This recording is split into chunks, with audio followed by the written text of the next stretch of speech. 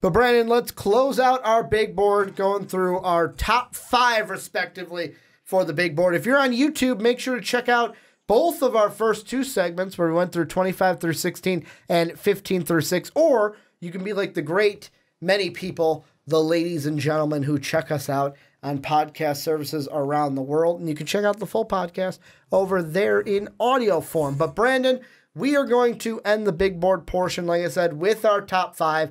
I will let you go first. Who's your top 5, starting with number 5? You're a true gentleman. At number 5, well, I've got... ladies first, as they say. Screw you. I've got Romeo Langford, the shooting guard from IU. Number 4, Nasir Little, the small forward from North Carolina. At 3, Cam Reddish, the shooting guard, small forward from Duke. At number 2, I've got R.J. Barrett, the shooting guard from Duke. Number 1, I've got Zion Williamson, the power forward from Duke. So what's funny is we have these same 5 people in our top 5. Just mixed around. Just everyone except number 1 is mixed around. And for me, number 5, Nasir Little, the forward from the North Carolina Tar Heels. Then at number 4, the Hoosier, Romeo Langford, the guard. Then number 3, R.J. Barrett, the forward from Duke. Then at number 2, Cam Reddish, the forward from Duke.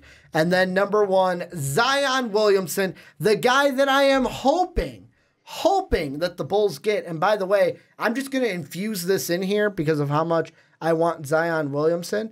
Here's a tweet today that I had to retweet, Brandon, because I really want Zion Williamson. And this is from a Bulls standpoint. This is from Bulls Scripted. He said, if the Bulls lose to the Spurs, Bucks, Pistons, and Rockets before Markkanen's potential return against Indy on December 4th, they'll be 5-19. Even with Markkanen returning, Indy, OKC, Boston are his first 3 games back. Likely on small minutes restriction, Bulls could be 5-22 before they face the Kings. Hashtag tank for Zion. Man, and you thought the Bulls were bad last year. They're bad this year. They're real bad. Hashtag tank for Zion. That's what I'm going with. Tank for Zion. I'll be honest with you. I don't think the Bulls need to try and tank. They're just that bad. Here's the question I want to ask you is basically... You just have one question? Basically, we're talking about 3 guys in this segment. So on the fast break, we've already talked about, is Zion NBA ready? Duh, he is. You think so? Then Cam Reddish. Is he being overshadowed by Zion Williamson and R.J. Barrett? The thing I'm going to ask you, Brandon, is what are your thoughts about these 3 Dukies, and why did you put them in the order Williamson, Barrett, and Reddish? Well, I think number 1 with Zion Williamson is he's just an animal. He's an animal. I mean, at about 6'6", 6'7", 280, 285, depending on where you're looking. Great length, good touch on his jumper. The guy can shoot from the perimeter. He can work inside. Got a good mid-range jumper. There's really not much the kid does wrong. And I say kid, and it doesn't even feel right to say kid. Well, I can say kid. You can't. I'm a little bit older than you are. It's true. You are an old man. I'm about 10 years older than You getting Zion. gray in the beard yet? No, luckily. I think I got no gray hairs as of yet, which is good. I think one of the things that Zion maybe needs to improve upon is developing more of a rhythm on the perimeter.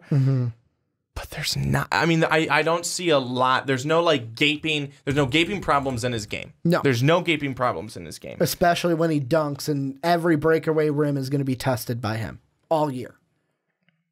I mean, you just look at it. It's just amazing. I mean, all the stuff, all the notes that I've got after watching these guys. It's like, but I honestly, you talk about.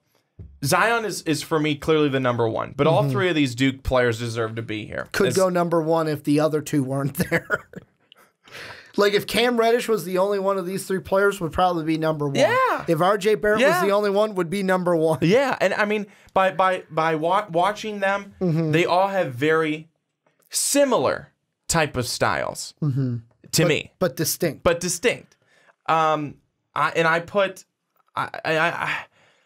I put R.J. Barrett at 2, a pure shooter, guy who can move without the ball, great spacing. He can become streaky at times.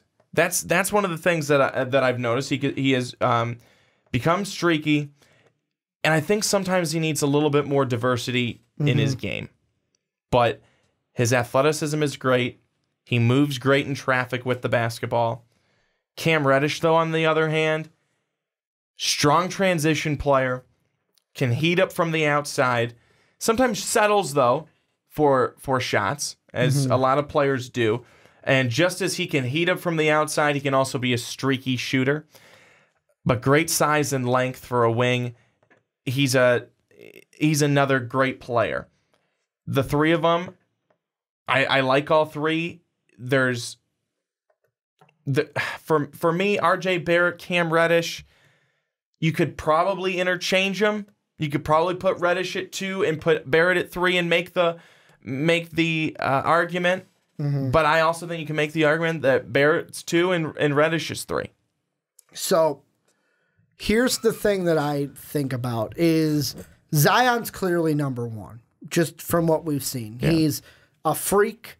He can do everything that you want. Like, I've already, in Dave's words, I've already crowned Zion Williamson because his ceiling to me, like the best that Zion Williamson can be, is that when LeBron James is no longer in the league, Zion Williamson will be the next best thing.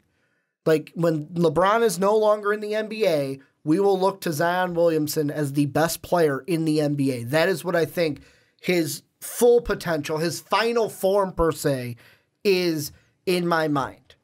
The other two, though, I like, for me personally, and I know this is splitting hairs, but I like Cam Reddish a little bit more than I like RJ Barrett. And the reason why is just by watching the film.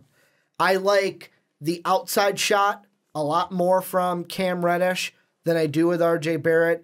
I also like Cam Reddish because I feel like he can assist a little bit better than RJ. He can, like I said, shoot from the outside a little bit better than RJ. I like his overall game to where I was asked by Sean, do you think that if he needed to, if he didn't have the other two, could he be a guy with the ball in his hands? Yes, I do, but not in the sense of RJ, where RJ is more of that, I'm going to drive to the basket and drive and drive and drive, where Cam Reddish to me is more of like that Paul Pierce kind of player, where I can have the ball in my hand. I'm not the point guard, but I can have the ball in my hand. I'll drive, step back, and then take that kind of, that elbow extended, that mid-range jumper, and kind of can live from there all game. Now, you can debate whether or not that mid-range jumper will work necessarily in this NBA, because Paul Pierce played entirely different NBA than we are in right now. Here's the thing I worry about RJ Barrett at the next level. I worry that he is just going to be another Russell Westbrook. And the thing I say is... You act like that's a bad thing. Please do explain. Here's the bad thing about it is with RJ Barrett, I wonder if it's going to be... And yes, I know what Russell Westbrook has turned into with the triple-double machine, and I'm not saying RJ is going to be a triple-double machine, but just off of the shots alone, I wonder if he is going to be what Russell Westbrook is now, where it's like, I'm looking at it, and it's like 20 shots a game, and you're only making about 8 of them? Like, you're averaging 20.8 shots per game, and you're only making an average of 8.5 of them. Like, could we maybe have it be 8.5 to 14 shots per game and maybe spread the ball out a little bit, maybe get Trey Jones going a little bit more? And I wonder if RJ at the next level will be him by himself, like we see Russ right now, not a championship team. But if you pair him up with another top pick, a la Kevin Durant, then yeah, he'll be fine at the next level. That's my worry about RJ. Do you think that he feels the need that he has to do that every single game? I just think it's him as a player. Or do you think that Coach K is giving him the green light? Go, do it. Go ahead and do it. And if that's the case, if Coach K, one of the most knowledgeable, smartest coaches to ever coach college basketball, if he's given him that green light to do it, and on a team where he doesn't have to, I mean, that's okay. Yeah. Right? I think it's a little bit of that second one because Coach K, I've heard in games from like analysts and color commentators where they'd say like Coach K has said about this Duke team, they're the first team that he's had in a long time where he doesn't have to run sets for them. He just lets them play. He just goes out there, lets them play. And I think that's a little bit of what plays into it to where by letting them just play, RJ is being RJ. And this is what RJ is. He's a volume, I don't want to say volume scorer. I want to say a volume shooter where he is going to shoot the ball 20 times a game. Is he going to get his points and score 22 a game? You're damn right. Same with Russ. Russ will score just as many points, if not more, at the next level. This year, he's averaging about 23 points per game, so about the same, and he's averaging one less shot at the next level than RJ is in college. Like, that is, to me, plays into it as well, is what we're seeing right now is RJ being RJ. The thing about Duke that I question moving forward is when is Coach K going to... Because I don't think this whole year he can just let Duke be Duke and just let them play and everything's going to be fine. I think there will be times, all right, guys, we need to kind of fit an identity a little bit and kind of this is what we do a little bit. Not kind of like fit them into a box because I don't think you want to do that, but kind of rein it in a little bit. Think of it like a bush. The more the bush grows and grows and grows, you don't want it to get out of control. Coach K eventually, at some point in the year, is going to say, all right, we gotta trim these hedges and just trim this Duke hedge so that conference time, it's a lot cleaner than it is right now. Although they're winning, except for that Gonzaga game. Get it right. Mm-hmm. Those fans will be happy. Those Bulldog fans, they're feisty. Ricky, I called now I know this is different. Mm-hmm. It's women's basketball, college game. Mm-hmm.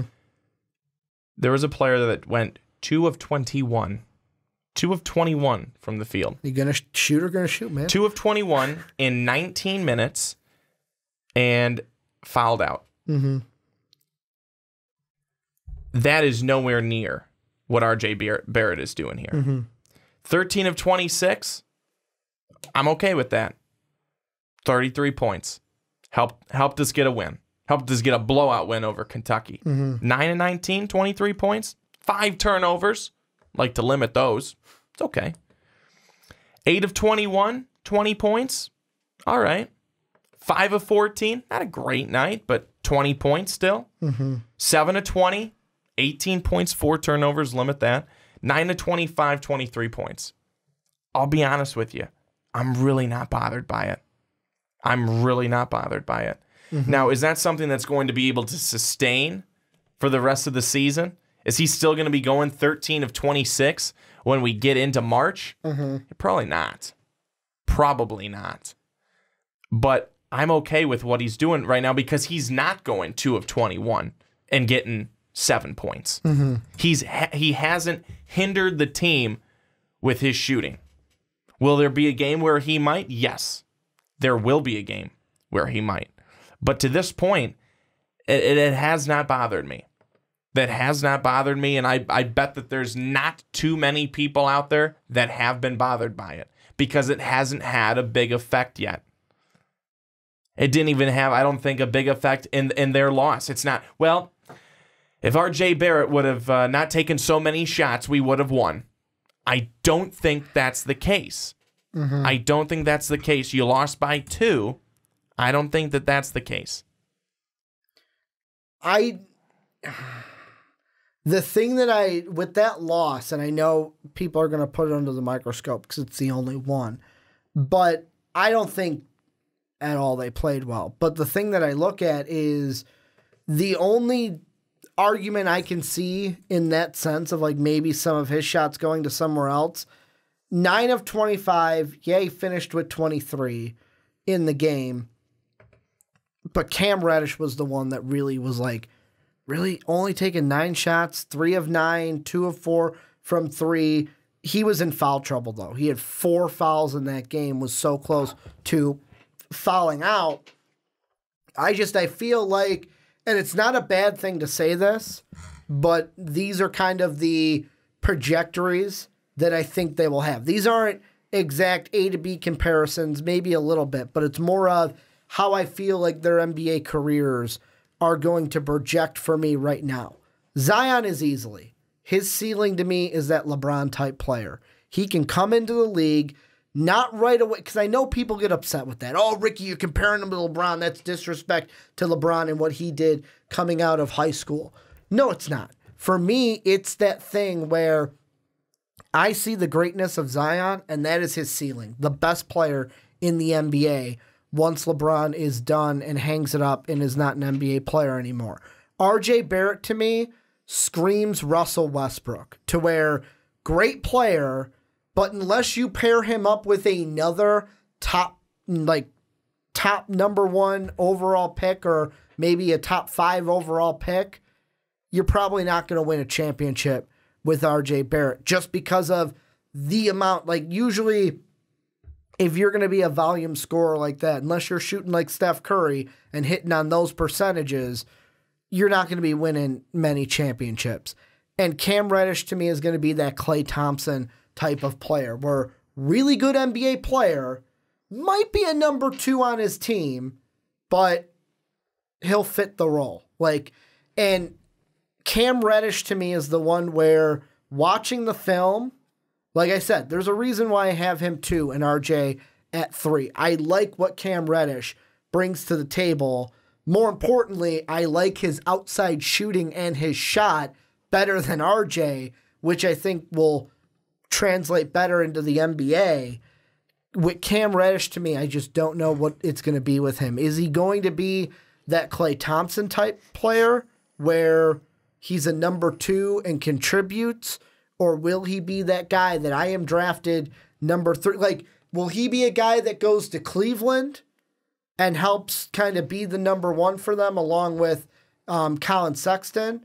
Or will he go to the Phoenix Suns and kind of fit and coexist with a guy like Devin Booker, who is already the number 1 on that team? Like, that's the question with Cam Reddish is, which role is he going to fall into, and which role will he feel more comfortable in? Being that Paul Pierce-like player that I compared him to, or that Klay Thompson player that I compared him to? Well, I think that we'll definitely find out as the season goes on. I mean, we've only seen 6 games so far. It's very small sample size. It's a small sample size. We're going to find out when, and especially with Duke, when they get into their conference play, when they're playing the Virginias, when they're playing the North Carolinas, when they're playing, a lot of those top teams in their conference, we're going to start to see what these players truly are made of, and what role they will fall into. And then I think we'll be able to make a decision from there. But until then, we just kind of have to do what you're doing and kind of take a little bit of a guess and, make a little bit of a prediction and do a little comparison here, comparison there. Who cares who you compare him to? I don't. Here's the last player we're going to talk about in this top 5, and we're staying in the ACC with this. Nasir Little. Here was my biggest question coming in, and it hasn't been answered when it comes to Nasir Little. How is UNC going to use him? Coming in, I was so unsure about him, had him below Romeo Langford, because I was like, how is UNC going to use him? Can he play with the ball in his hands? Yes. But will he, watching their exhibition games, I was like, I'm not really impressed because, number 1, the plays that he did have was great. It's like, all right, it's like Zion against the D2 team they had. You played a D2 team. Of course, I expect you to Hulk smash the ball through the rim because the team doesn't want to guard you because they're just there to get a little bit of experience and play Duke. It's kind of like when our college went to Notre Dame. Yeah, we played a close game against them, but no one expected them to win. It was, how are they going to use Nasir Little? And so far, very inconsistent from Nasir Little to me, where it's like games against Elon, games against St. Francis of Pennsylvania, pretty good games. But then you look at Stanford, not so great of a game. Texas, not the best of games. UCLA, a little bit better, but not exactly what we had seen. Well, first in that Wofford game was they weren't even quite sure what to do with him. Is it him, or am I right where it's The biggest question with him is UNC and how they're going to use him this year. I think it's how they're going to use him, to be honest. Because they're using him off ball too much, I think. Maybe that's just me, but when you use him off ball and he doesn't have the ball in his hands, he's not going to have those scoring dominant performances because if he never gets the ball passed to him, he's going to have a game like Walford where, he went 3 for 5, but he only had 5 shots. Like, he only got the ball 5 times. Shoot. Well, I think he's got to be able to have the ball in his hand more. I think he definitely has to. Like that Elon game. Yes, definitely. I think that we've seen that he can be a very good defender. On the defensive side of things, he's a strong defender, but we don't know enough. I think too about him as a scorer, as a guy on the offensive side. I think he certainly needs to create more off the dribble, but again, if he's not getting the ball in his hand, we don't know what he can do. We need to see it more. So I agree with you. Again, this is one of those, it's a wait and see for a lot of these players, especially these freshmen. There's plenty of them. It's a wait and see. It is a wait and see what they end up doing, what the team ends up doing with them. But I do agree with you in that we need to see him with the ball in his hands more to see his full potential. Because to this point, we've seen glimpses here and there, but we haven't seen the full thing yet. Like, and that's why for me, Romeo Langford is above him because it's like at his best, I can kind of maybe predict what I may think, kind of like with Zion, where I think like, oh, this is your ceiling, but I don't want to shortchange him. Where it's like Romeo Langford, I know more of a ball dominant guard type of player. I also, because I haven't seen it from Nasir yet, I put Romeo ahead of him because it's like, okay, more of a ball-dominant guard player who can rebound might translate better into the NBA than what I've seen from Nasir Little at this point, although I'm not like using that as a knock against Nasir Little because if you looked at the Elon highlights, he was a man among boys in that game, like slamming it through the hoop. He had 7 boards in that game, the most that he's had all year, tying what he did against St. Francis of Pennsylvania as well in less minutes in that game. For North Carolina, I wonder if it's going to be, Nasir Little, this is where he is on the big board, but I still don't know what I think of him because of how the Tar Heels have used him. I think that might be the story all year long with Little. Yeah, I think you're right with that, but we're going to start to see a little bit. I think we're going to start to see a little bit more from him because we're going to start to see North Carolina actually eventually get into some big games, especially here coming up. They're on the road at Michigan here soon, and then they've got their home against Gonzaga, their home against Kentucky. Those are going to be back-to-back games, though the Gonzaga game and the Kentucky game where strong opponents, good opponents with a lot of good players, you're going to have to come with your best players and kind of let them go and do as much as they possibly can and get the ball in your playmakers' hands. That's where we're going to see, I think, what we've got and what North Carolina's got with Nasir Little. Any final thoughts before we move on into our football picks and kind of end everything for this podcast this week? No, you're not going to believe this, Ricky. I thought this was fun. I did too. I thought this was fun. And this is usually not going to come from the guy who has in the past complained, about actually the NBA. Said years ago that I wouldn't do big boards, NFL or NBA. I remember it was I think it was the Frank Kaminsky draft. Those were probably this was before the fast break was consistent. Those were probably, to be honest, the worst mock drafts to do because it was like pulling teeth from Brandon. Because the thing is, you watch college basketball, you could talk about these players and how they're playing. You could give 2 craps about the NBA. Like, ask Brandon about the NBA, and Brandon goes, the NBA what? The NBA what?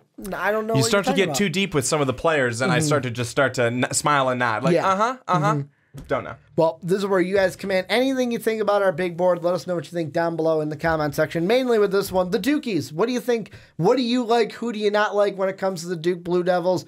Who do you think they compare to? Let us know what you think down below in that comment section.